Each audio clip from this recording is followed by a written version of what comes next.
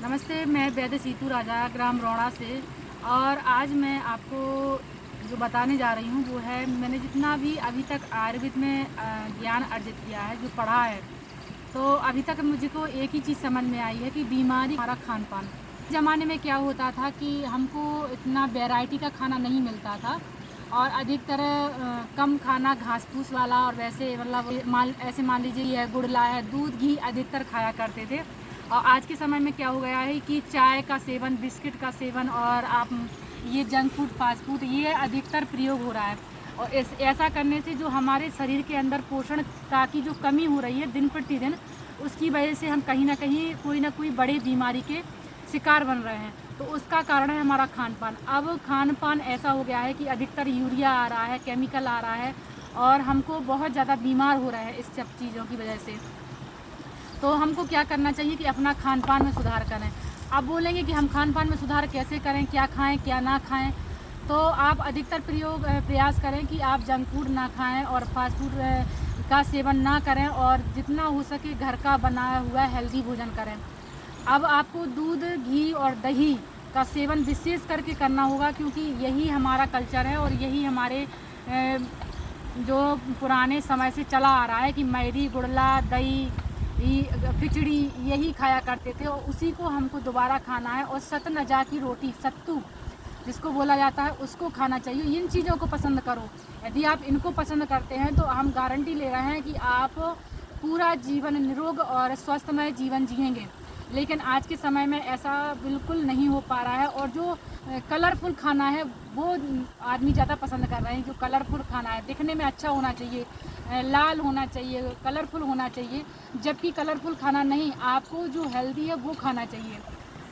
तो ऐसे में आप अब बोलें कि हम क्या खाएं, क्योंकि हर चीज़ में केमिकल आ रहा है, तो आप पत्तियों का प्रयोग अधिक करिए। आप जब भी बाहर जाते हैं या रोड किनारे, सड़क किनारे आपको जैसे शीशम के हैं, बेलपत्री है, ये पेड़ पौधे दिखाई देते हैं, तो इनके पत्ते तोड़कर घर लाइए और इनका काढ़ा बनाकर पीना शुरू कर दीजिए। ऐसा करने से आपके अंदर जितने भी टॉक्सिन हैं जो बॉडी के अंदर बढ़ रहा है, उसको यह रोकेगा और जो शरीर का शुद्धिकरण करेगा।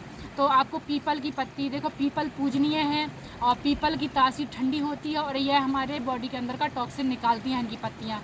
इसके अलावा नीम की पत्ती है, शीशम है, गिलोय है, दूबा, दूबा हर जगह लगी रहती है। आप दूबा को तोड़ के लाइए, उसको पानी में पकाइए और उसका पानी पीजिए। तो इस तरीके से आपको फोकस करना है कि जो हमारे शरीर के लिए फ़ायदेमंद है उनको पीना स्टार्ट करना है। अब जैसे पीपल का वृक्ष हुआ, तो उस पर तो कोई दवाई का छिड़काव हो नहीं रहा है, उस पर थोड़ी ना कोई छिड़क रहा है, ना यूरिया डाल रहा है, ना दवाई छिड़क रहा है। तो आप उनकी पत्तियों का प्रयोग करिए, बरगद की पत्ती का प्रयोग करिए, नीम की, शीशम की, ऐसे जितने भी बड़े बड़े वृक्ष हैं, मैंने पलाश का भी बोला है, तो जितने भी बड़े बड़े वृक्ष बोले हैं जो जिनको सेवन करना चाहिए, तो इनका सेवन करने से हमारे बॉडी के अंदर के टॉक्सिन बाहर निकलना शुरू हो जाएंगे। अब पलाश का जो पत्ता होता था, उसका क्या है, उसका दोना पत्तल बनाया जाता था। किस लिए? क्योंकि वो खाने से उसमें गरम गरम जो खाना पड़ता था ना, वो खाना फिर उसका उसमें उस खाने में सारा न्यूट्रिशन पहुंच जाता था, और फिर वो हम लोग खाते थे तो हमें लाभ मिलता था। अब क्या है, प्लास्टिक की थालियाँ आ रही हैं, तो कहीं ना कहीं बीमारी के शिकार बन रहे हैं। तो उसके लिए आपको सिर्फ इतना बदलना है कि आप जब भी सड़क किनारे निकलते हैं और खेत खलिहान में कहीं भी जाते हैं, तो थोड़ी सी पत्तियाँ तोड़कर घर लाना शुरू करिए, और सुबह उनकी चाय बनाकर वो वाली चाय पीना स्टार्ट करो। क्योंकि हमारे भारत में चाय का कल्चर नहीं है।